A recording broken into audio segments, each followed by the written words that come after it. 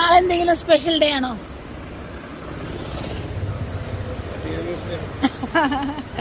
അപ്പൊ advance anniversary wishes. ഇതായിരുന്നു courier മീഷോന്ന്. ആരാ കൊടുത്തുവിട്ടേന്നറിയോ? ആനിവേഴ്സറി ആയിട്ട് ആരായിരിക്കും? വൈഫിന്റെ പേരെന്താ? സുജിത. ഓക്കെ, അപ്പൊ എന്താ പറയാനുള്ള വൈഫിന്റെ അടുത്ത്?